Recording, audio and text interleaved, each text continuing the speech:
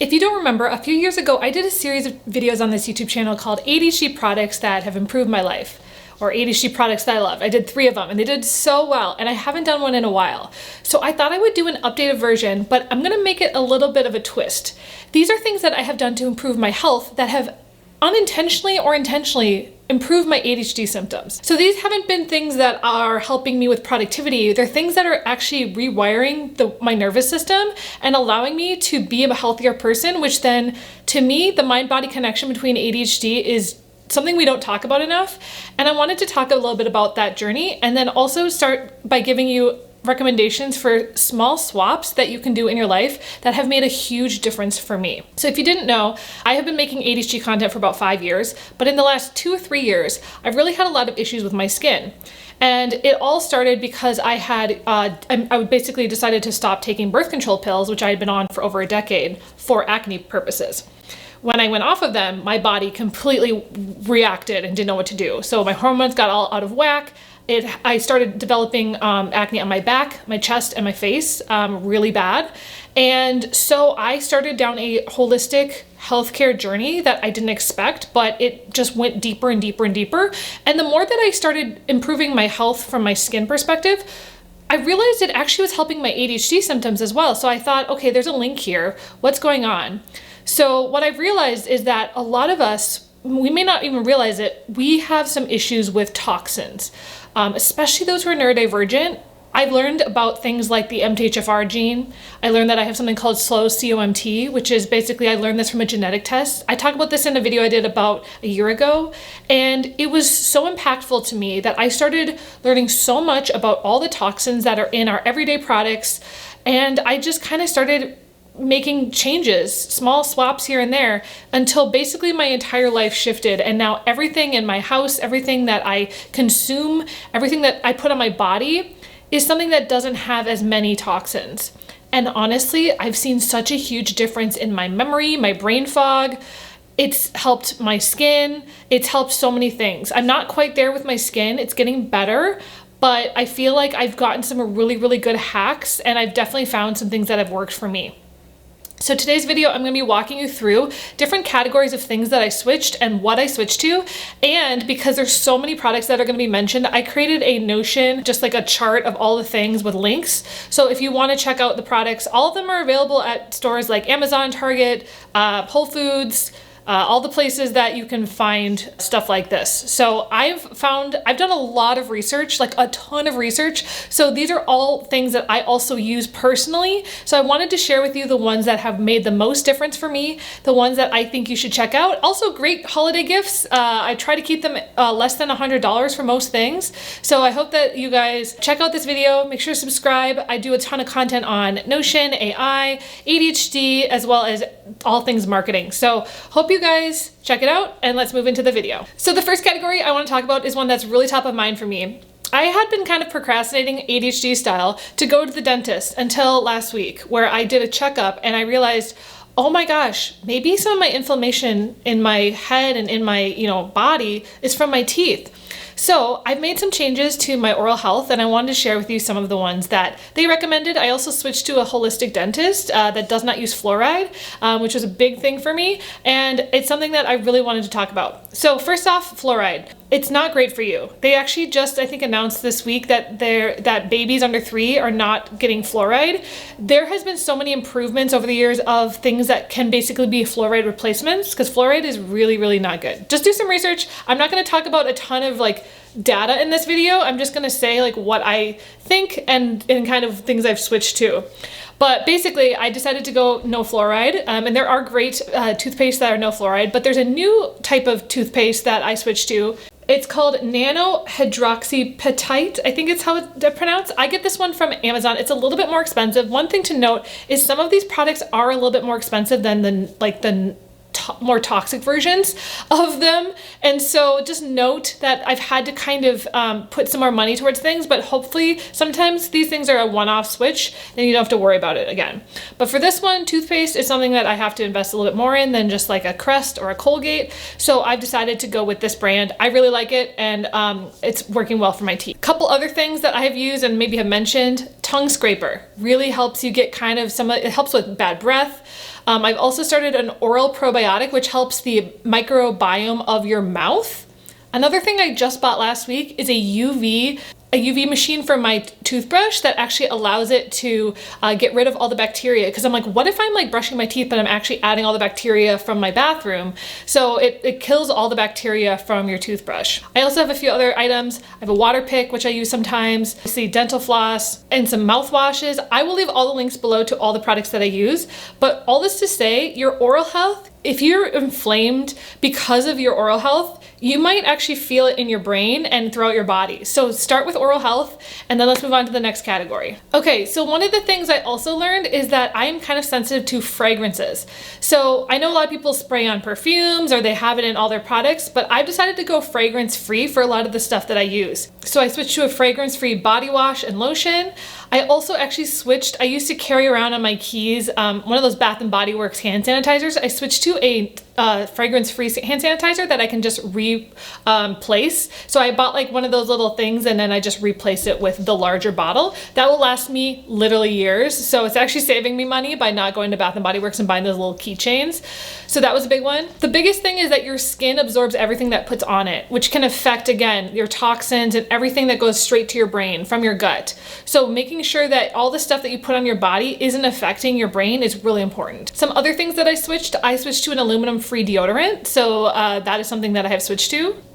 And I've really just started looking into making sure that nothing has phthalates or anything that's really toxic for my skin. So kind of going alongside of that with makeup, I've also started looking at, there's apps that I use that basically tell me if my makeup is, good or bad based off of how much chemicals are in it. So that's another thing that I've switched. So I'll leave the links to some of those apps below, maybe mention them at the end, but they have been really helpful for me kind of finding whichever is the cleanest one that I can. Okay, this is a big one. This is home environment. So one of the things that I did a couple years ago was I switched to a better home water system. So having a system that I have a reverse osmosis system, but I also switched to a different one that has a different water softener. So it's much, much better on my skin, because when you're showering, all of that stuff that might be in your water might be going directly onto your skin, which again, your skin absorbs everything and can affect your brain.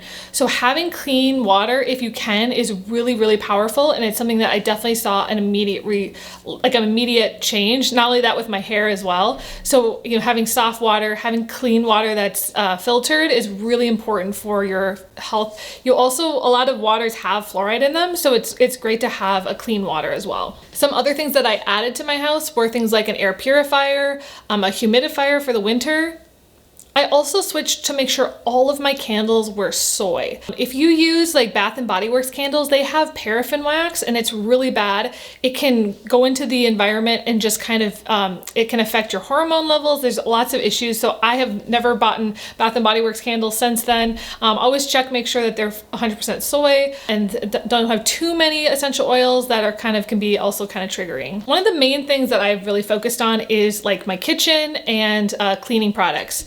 So in my kitchen, some of the things that I've swapped out are a glass air fryer, also a glass kettle. So I have those. They're also easier to clean, which has been really nice. Stainless cookware instead of some of the stuff that has, the black stuff, which can come off. And they've done a ton of studies about that with the PFAS and all that stuff. I've also switched and got rid of all my plastic spatulas and switched to stainless steel or wood. I also got rid of all of my plastic storage containers and switched to glass as well. Because if you heat up plastic, microplastics get into your skin, they can get into your body, which again, there has been so many studies that affects, sperm count, it affects your fertility. We just have so many plastics in our house. And I'm not saying I don't use plastic, I do. It's just, I try not to have it in my food as well, because that's really where it gets into your system. But I've been trying to really think about that from specifically, especially with cooking and heat, microwave, that kind of thing. I try to avoid plastic if I can. The largest shift that I've made in my life, and the one that I think has had the most impact, is going gluten-free. I talked about this in my last video, and to this day, I think it has cleared up so many of my ADHD symptoms. I've also recently gone dairy-free, and I've been dairy-free and gluten-free since July. I might go back to dairy. It's been really tough to do both. The other thing I've recently done is I have gone caffeine-free. I've learned that if you have slow COMT, it can actually really impact your skin, your mood, that sort of thing. So if you are sensitive to caffeine, just look into that. See if it's in your genetics, do some genetic testing and see if you have that gene, because you might actually be worsening your symptoms by taking caffeine.